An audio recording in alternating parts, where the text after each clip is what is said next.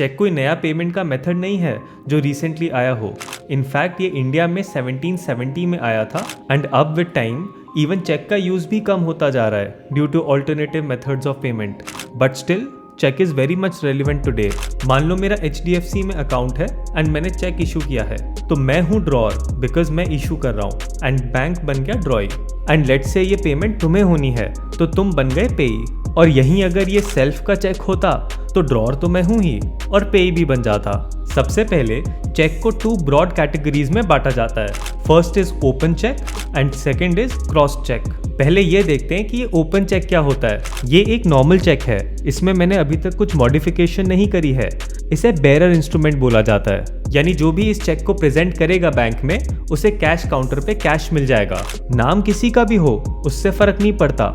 ये होता है सबसे खतरनाक टाइप का चेक, क्योंकि अगर ये चेक तुमसे घूम जाता है एंड किसी और को मिलता है तो उस इंसान की लॉटरी लग जाएगी। अब यहीं अगर मैं और बेरर को कट कर दूं देन अब ये पैसा सिर्फ उसे मिलेगा जिसका नाम है। तो मान लो मैंने इस पे आपका नाम लिख दिया, देन तुम बैंक में जाके अपनी ID शो करके कैश काउंटर से कैश ले सकते हो। तो पहले ये बेरर इंस्ट्रूमेंट था और अब बन गया ऑर्डर इंस्ट्रूमेंट। अब बात करते हैं सेकेंड कैटेगरी की, क्रॉस चेक। क्रॉस चेक का फंडा सिंपल है।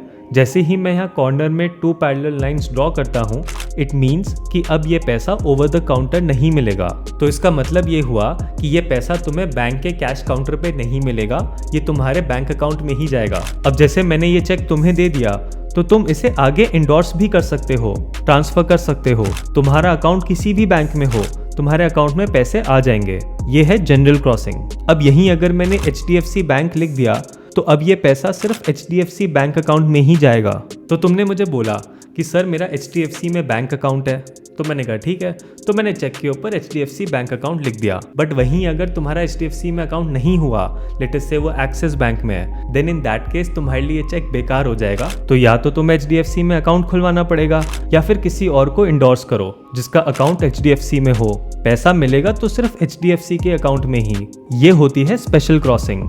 पहले जनरल थी और बैंक का नाम डालते ही बन गई स्पेशल क्रॉसिंग। अब आते हैं 3rd नंबर की क्रॉसिंग पे, नॉट नेगोशिएबल क्रॉसिंग। देखो नॉट नेगोशिएबल सुन के ऐसा लगता है कि तुम उस चेक को आगे ट्रांसफर नहीं कर सकते, बट असली में ऐसा कुछ भी नहीं होता। ये लोगों के बीच में एक बहुत ही बड़ा मिसकंसेप्शन है। नॉट नेगोशिएबल लिखने से उसकी ट्रांसफरेबिलिटी बिल्कुल भी अफेक्ट नहीं होती। अभी कुछ दिन पहले क्या हुआ, मैं 1 हफ्ते के लिए बाहर जा रहा था तो पीछे से पेमेंट वगैरह करनी थी सप्लायर्स को। तो मैंने क्या करा कि मैंने चेक पे नॉट नेगोशिएबल लिख दिया एंड उस पर साइन करके उसे वैसे ही छोड़ दिया ड्रॉअर में कि भाई पीछे से जिसको पेमेंट करनी होगी अकाउंटेंट को वो अपना पार्टी का नाम लिख देगा एंड साथ में अमाउंट लिख देगा। पीछे से अकाउंटेंट ने सोचा कि सर तो है नहीं, तो चुपचाप उनके ड्रॉअर में से वो चेक निकाल लेता हूँ क्योंकि सिर्फ साइन करा हुआ है, ना पार्टी का नाम लिखा हुआ है ना अमाउंट लिखा हुआ है, एंड मैं उसको पर्सनल यूज़ में ले लूँगा। अब इस चेक में इसने अमाउंट फिल करा और अपने पर्सनल यूज़ में ले लिया। अब सामने वाले को तो नहीं पता था कि ये अकाउंटेंट ने चेक चुराया है। उसने अपने बैंक अकाउंट में प्रेजेंट किया एंड उसे पैसे मिल गए। बट क्योंकि इस चेक पे नॉट नेगोशिएबल लिखा था, इसका मतलब ये है कि ट्रांसफरी का टाइटल भी वैसा ही होगा जैसा ट्रांसफरर का था। यानी अगर ट्रांसफरर का टाइटल डिफेक्टिव है तो ट्रांसफरी का टाइटल भी डिफेक्टिव माना जाएगा एंड फिर इसे पैसे रिफंड करने पड़ेंगे। नॉट नेगोशिएबल प्रोटेक्ट करता है ड्रॉअर को against unauthorised use of cheque and एक वार्निंग साइन की तरह भी काम करता है फॉर ट्रांसफरी, बिकॉज भाई चेक पे नॉट नेगोशिएबल लिखा है। इसका मतलब ये है कि कल को अगर ट्रांसफरर का टाइटल डिफेक्टिव निकला तो तुम्हारा टाइटल भी डिफेक्टिव माना जाएगा एंड फिर तुम्हें पैसा रिफंड करना पड़ेगा। And last and most common type of crossing is account पेई। अकाउंट पेई तो आई एम श्योर आपने देखा ही होगा एंड प्रैक्टिकली यही सबसे ज़्यादा कॉमनली यूज होता है। अकाउंट पेई के केस में ये पैसा सिर्फ उसी के बैंक अकाउंट में जाएगा जिसका नाम लिखा है और किसी को नहीं मिलेगा। अब एक कन्फ्यूजन ये है कि हमने जनरल क्रॉसिंग में भी तो सेम ही चीज़ डिस्कस करी थी कि भाई वो पैसा सिर्फ आपको बैंक अकाउंट में ही मिलेगा, तो फिर अकाउंट पेई एंड जनरल क्रॉसिंग में फ़र्क क्या है? डिफरेंस ये है कि अकाउंट पेई आप आगे ट्रांसफ़र नहीं कर सकते, जनरल क्रॉसिंग आप ट्रांसफ़र कर सकते थे।